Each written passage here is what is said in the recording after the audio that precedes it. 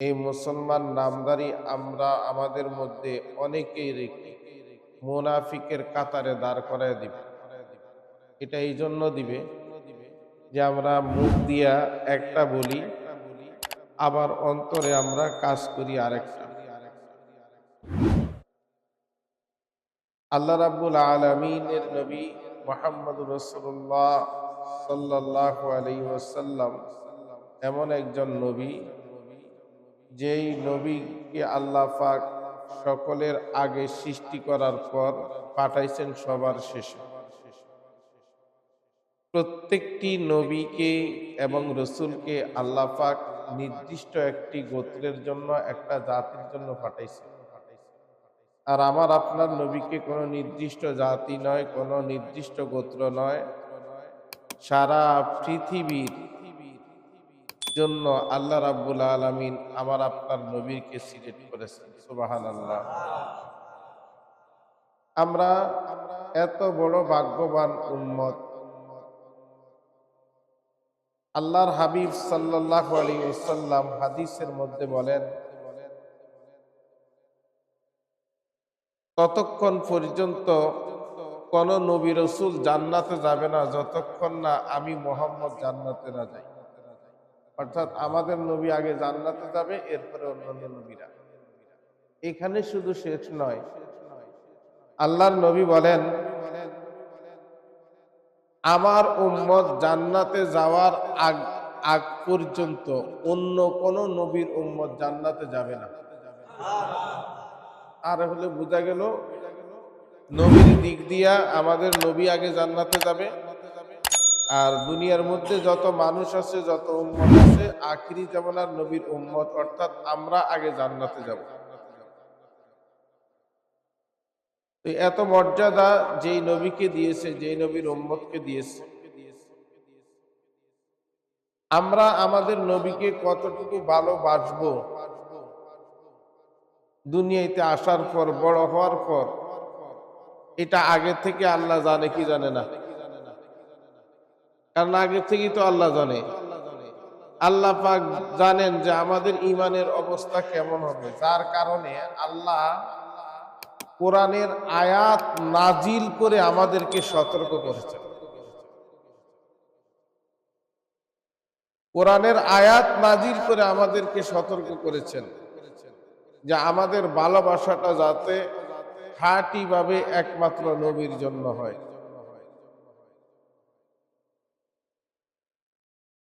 আল্লাহ রাসূল সাল্লাল্লাহু আলাইহি ওয়াসাল্লামের কাছে সূরাতুল আল ইমরানের 31 নম্বর আয়াত নাজিল হলো।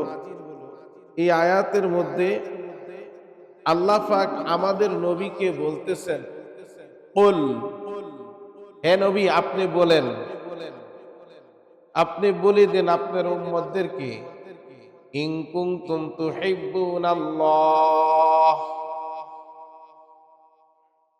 তোমরা যদি আল্লাহর ভালোবাসা পেতে চাও। কার ভালোবাসা পাইতে চাই আমরা? আল্লাহ। যে আপনি আপনার উম্মতদেরকে বলে দেন, তোমরা যদি আল্লাহ পাকের ভালোবাসা পেতে চাও, ফাত্তাবিউনি, তাহলে আমি নবীকে অনুসরণ করো, আমি নবীকে আগে ভালোবাসো।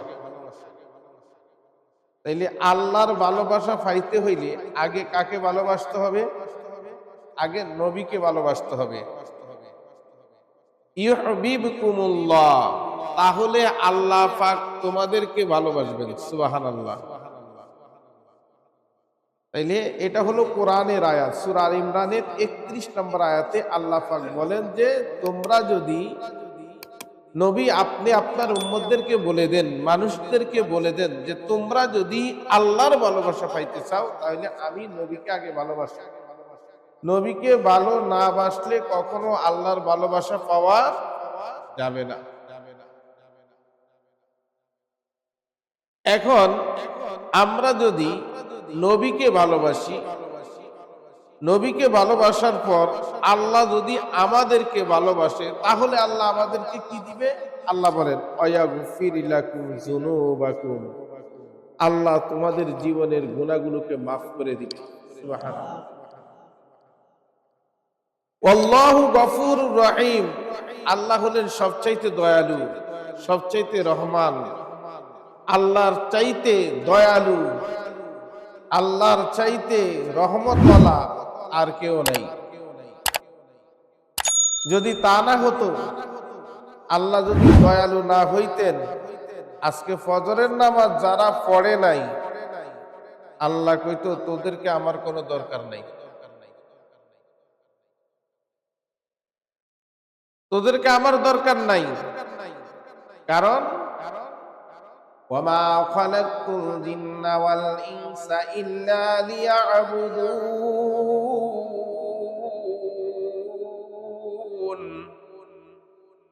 আল্লাহ রাব্বুল আলামিন বলেন, আমি জিন আর ইনসানকে শুধু একমাত্র কেবলমাত্র আমার ইবাদতের জন্য সৃষ্টি করেছি, অন্য কিছুর জন্য সৃষ্টি করি নাই। এ বাবা, এখন বলবেন যদি সমস্ত সময়টুকু আমরা ইবাদতের মধ্যে কাটাই, তাহলে কখন আমরা চাকরি করব, কখন আমরা খেতে খামারে কাজ করব, কখন আমরা পরিবারকে সময় দিব, কখন আমরা বাজার করব? এ বাবা, আল্লাহ রাব্বুল আলামিন দুনিয়ার জীবনের মধ্যে আমাদের প্রতিটা কাজকে আল্লাহ রাব্বুল আলামিন ইবাদতের মধ্যে শামিল করেছেন। এ বাবা, ভাত খাই আমরা পেটের ক্ষুধা নিবারণ করার জন্য।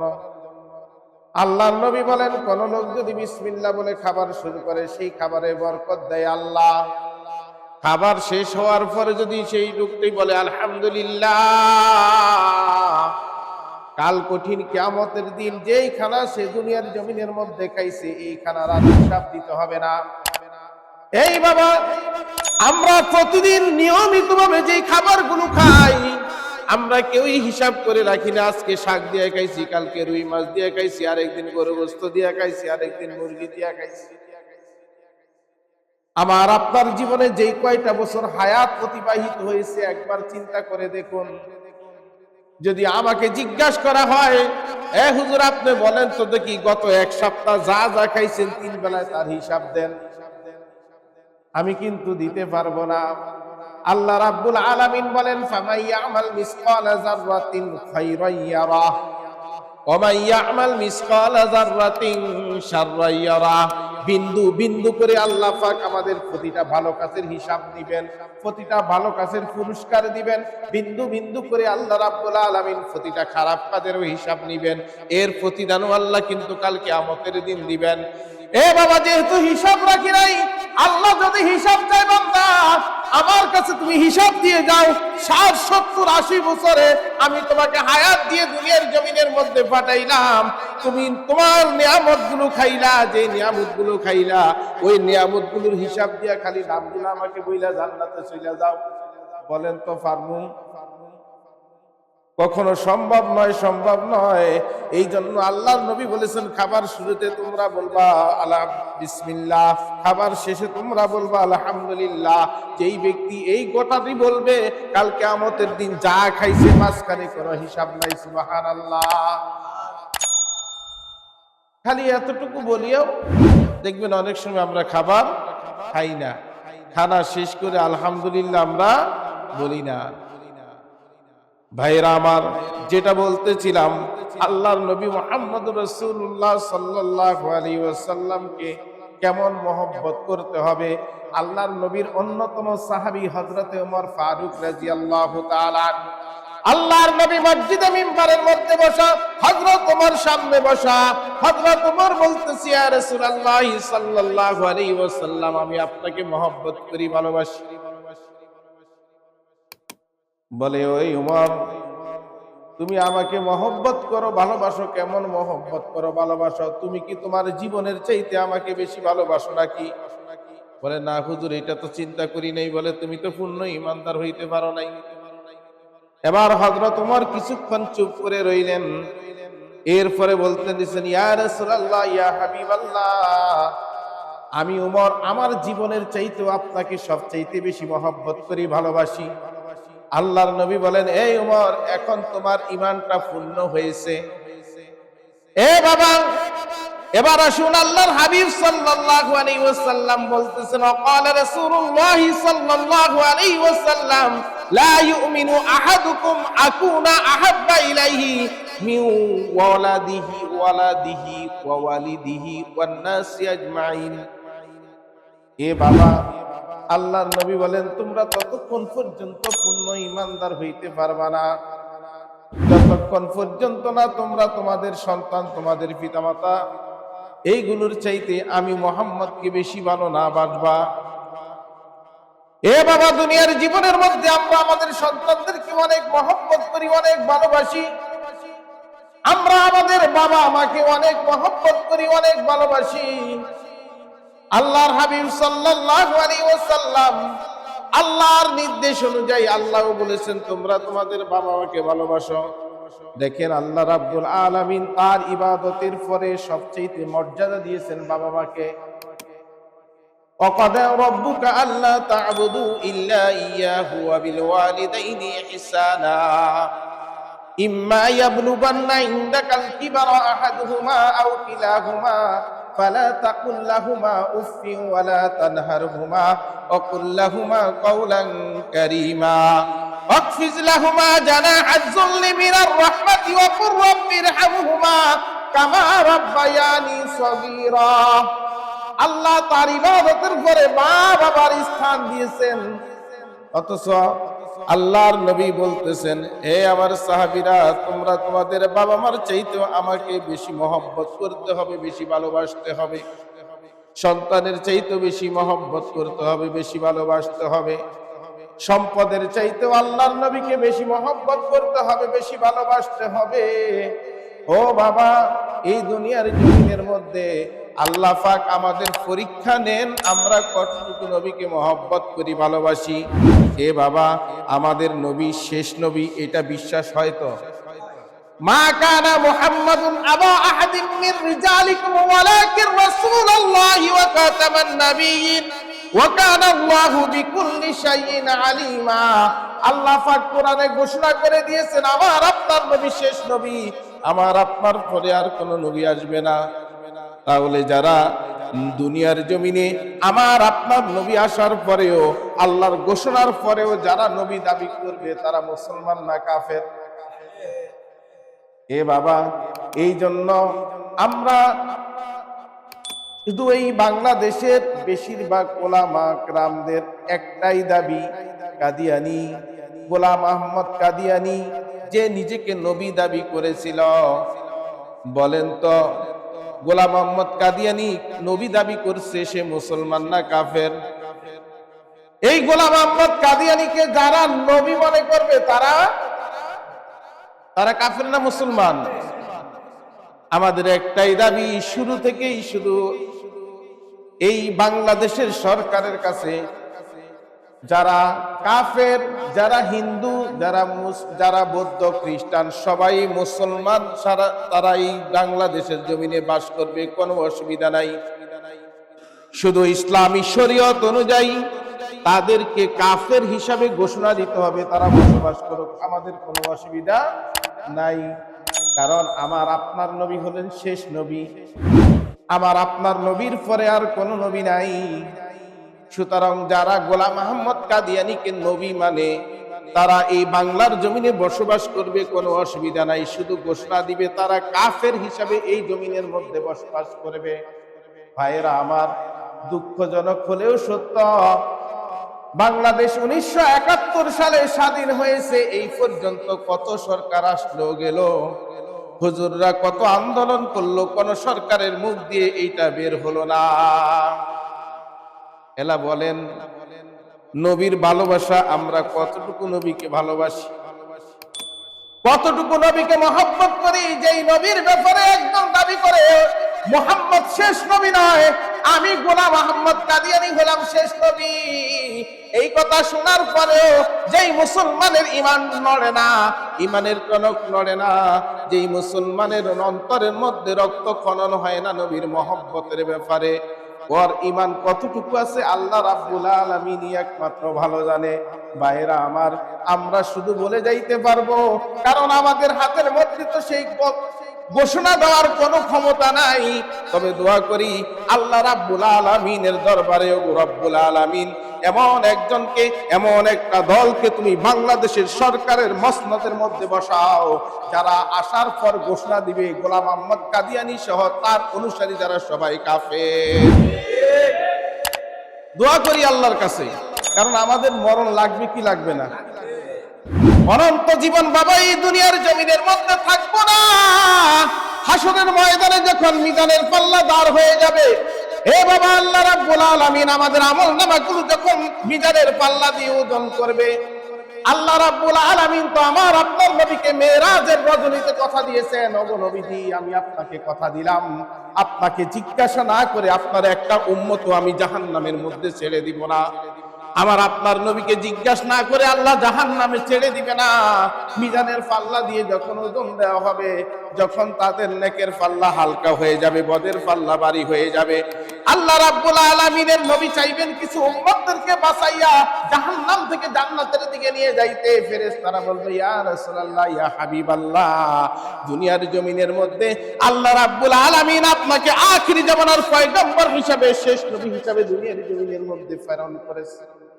কিন্তু এই লোকগুলা, তারা হলো ওই লোকের অনুসারী যে একজন লোক আপনার পরে নবী দাবি করেছিল।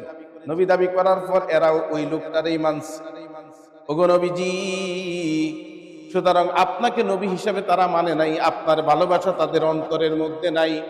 আল্লাহর হাবিব সাল্লাল্লাহু আলাইহি ওয়াসাল্লামের চেহারা মোবারকটা কালো হয়ে যাবে। ও ইমানদার মুসলমান, হাসরের ময়দানে যদি আল্লাহর হাবিবের চেহারা আমাদের বিরুদ্ধে কালো হয়, জাহান্নাম ছাড়া কোনো গতি নাই। আল্লাহর হাবিব সাল্লাল্লাহু আলাইহি ওয়াসাল্লাম কিছু লোককে তো বলবে সহকাল সহকাল দূর হয়ে যা আমার চোখের সামনে থেকে, আমার চোখের সামনে থেকে। এ বাবা, হাসরের ময়দান এত কঠিন হবে যেই দিন সন্তান বাবাকে চিনবে না, বাবা সন্তানকে চিনবে না, যেই দিন কোন নবী তার উম্মতের জন্য আল্লাহর দরবারে শাফায়াত করার জন্য কোনো সাহস পাবে না। হাসরের ময়দান এমন বিভীষিকাময় হবে, ওই দিন আমার আপনার নবী উম্মতের কান্ডারি হইয়া উম্মতের জন্য আল্লাহর দরবারে সুপারিশ করবেন। কোন নবী তার উম্মতের জন্য সুপারিশ করার সাহস নাই, থাকবে না। একমাত্র আমার আপনার নবী আমাদের জন্য সুপারিশ করবে। এখন আমরা সুপারিশ পাইব রাসূলকে ভালোবাসা না ভালো না বাইসা? হে বাবা, এখন বলেন, ও হুজুর, আমরা তো আল্লাহর নবীকে মহব্বত করি, ভালোবাসি, গোলাম মোহাম্মদ কাদিয়ানী সহ তার অনুসারী যারা রয়েছে তাদেরকেও আমরা কাফের বলি। এখন বলেন হুজুর, আমাদের ভালোবাসার কমতি কোথায়? এ বাবা, আল্লাহ রাব্বুল আলামিনের নবী বলে গেছেন, দুনিয়ার জমিনের মধ্যে আমার যে কাজগুলো, কর্মগুলো, এগুলো যে সমস্ত উম্মতগুলো পালন করবে, তারা মূলত আমাকে ভালোবাসলো, আমাকে অনুসরণ করলো, আমাকে অনুকরণ করলো। এ বাবা, আল্লাহর হাবিব সাল্লাল্লাহু আলাইহি ওয়াসাল্লাম দুনিয়ার জমিনের মধ্যে আসলেন। আল্লাহর হাবিব সাল্লাল্লাহু আলাইহি ওয়াসাল্লাম দুনিয়ার জমিনের মধ্যে আসলেন। আল্লাহর হাবিব হলেন সর্বশ্রেষ্ঠ নবী। আল্লাহ পাক, আল্লাহ আমার আপনার নবীকে সবচাইতে বেশি মহব্বত করে ভালোবাসে।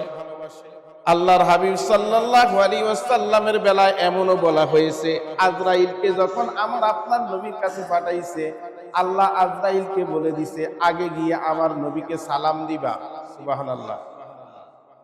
সালাম দিয়ে জিজ্ঞাসা করবা, ওগো নবীজি, আপনি যদি অনুমতি দেন তাহলে জানটা কবজ করব, আর অনুমতি না দিলে কবজ করব না, চলে যাব। এ বাবা, দুনিয়ার জমিনের মধ্যে যত নবী রাসূল এসেছেন, কোন নবী রাসূলের কাছে গিয়ে আজরাইল আলাইহিস সালাম বলে নাই, এ আদম তোমার জান এখন কবজ করতে চাই, নূহ তোমার জানটা এখন কবজ করতে চাই, ঈসা তোমার, হারুন তোমার জানটা এখন কবজ করতে চাই। কোন নবীর কাছ থেকে অনুমতি নেয় নাই। অনুমতি নিয়েছেন কার কাছ থেকে? আমার আপনার নবীর কাছ থেকে অনুমতি নিছে। বলে, আমি যদি অনুমতি না দেই, বলে না, আল্লাহ বলেছে আমি চলে যাইতে। আল্লাহ বলছে, আপনার যতদিন খুশি ততদিন এই দুনিয়ার জমিনের মধ্যে আপনি থাকতে পারবেন, কিন্তু আমার আপনার নবী দুনিয়ার জমিনের মধ্যে ততদিন পর্যন্ত থাকতে রাজি হন নাই, আল্লাহর সাথে সাক্ষাৎ করতে চলে গেছেন। এখন ভাইয়েরা, আসুন আমরা জেনে নেই, আল্লাহর হাবিব সাল্লাল্লাহু আলাইহি ওয়াসাল্লামের জন্মের পর থেকে একদিন 2 দিন নয়, 63টা বছর এই দুনিয়ার জমিনের মধ্যে আছেন। আল্লাহর হাবিবের 63 বছর জিন্দেগির মধ্যে আমরা মিলে দেখব আল্লাহর হাবিবের 63 বছর জিন্দেগির মধ্যে কোন জিনিসটা আমাদের সাথে মিল নাই। মিল নাই কোন জিনিসটা হিসাব করে দেখবেন। যদি মনে করেন যে নবীজির এই জিনিসটা আমার সাথে মিল নাই, আল্লাহর নবী সাল্লাল্লাহু আলাইহি ওয়াসাল্লাম বাল্যকাল থাকা অবস্থায় আল্লাহর হাবিব সাল্লাল্লাহু আলাইহি ওয়াসাল্লাম এমন ছিলেন, আরব দেশের কাফের মুশরিকরা আল্লাহর নবীকে উপাধি দিয়েছিল। কি উপাধি দিয়েছিল? আলামিন মানি সত্যবাদী। তাইলে বোঝা গেল আমার আপনার নবী জীবনে কখনো মিথ্যা। এখন বলবেন হুজুর আমরা তো মাঝে মাঝে মিথ্যা বলে ফেলি। এখন আস্তে আস্তে আজকে আলোচনা শোনার পর আমিও চেষ্টা করব, আপনারাও চেষ্টা করবেন, আমাদের সকলকে আল্লাহ পাক যাতে মিথ্যা থেকে হেফাজত করে, বলি আমিন।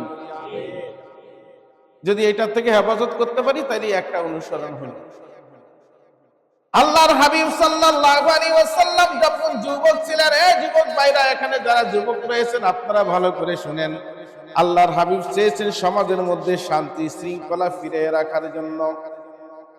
আল্লাহর হাবিব শান্তি শৃঙ্খলা ফিরিয়ে আনার জন্য যুবকদেরকে নিয়ে একটি হিলফুল ফুজুল সংগঠন করেছিলেন। এই হিলফুল ফুজুল সংগঠনের কাজ হলো সমাজকে শান্তিবদ্ধভাবে রাখা। কারণ সমাজের মধ্যে যত অশান্তি সৃষ্টি হয় সব যুবকদের দ্বারাই শুরু হয়।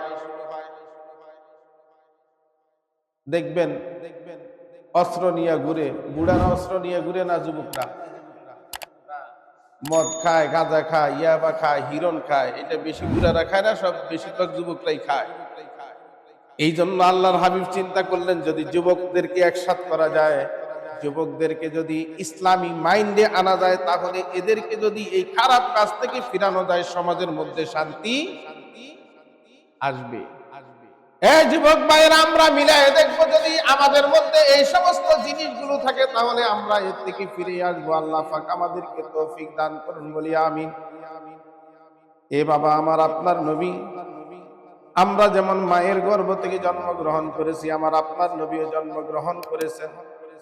আমরা যেমন ছোটকাল থেকে আস্তে আস্তে বড় হয়েছি, আমার আপনার নবীও আস্তে আস্তে বড় হয়েছেন।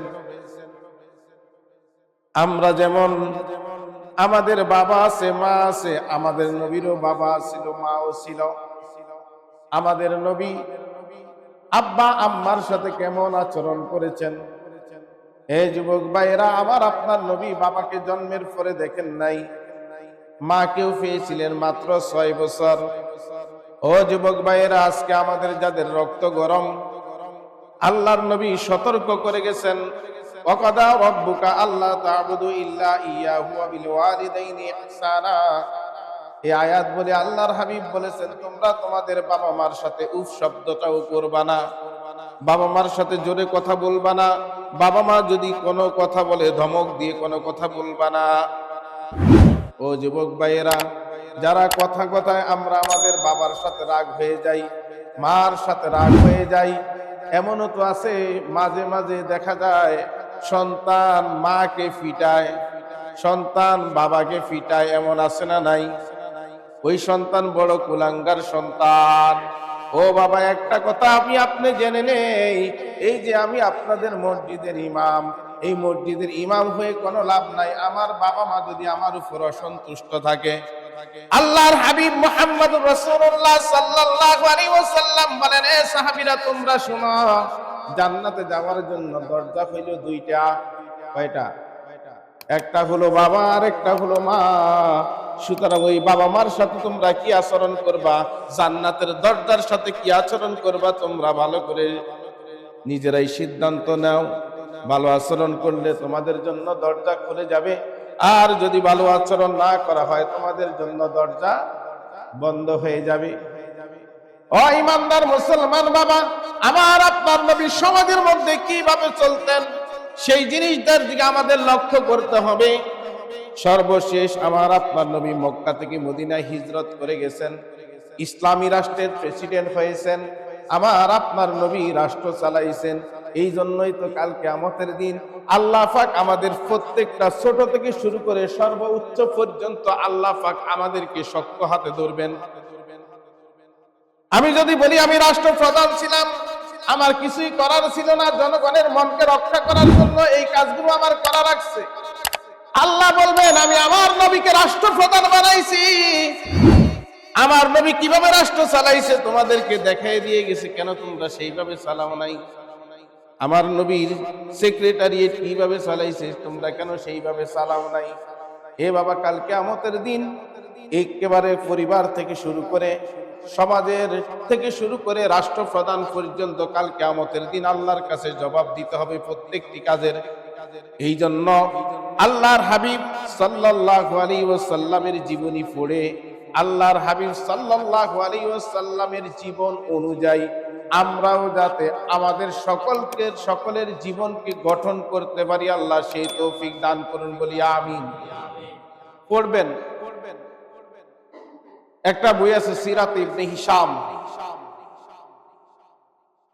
এই বইটা কিনে পড়ে দেখবেন। আল্লাহর হাবিব সাল্লাল্লাহু আলাইহি সাল্লামের জীবনী এত বিশাল, 63 বছরের জিন্দেগি।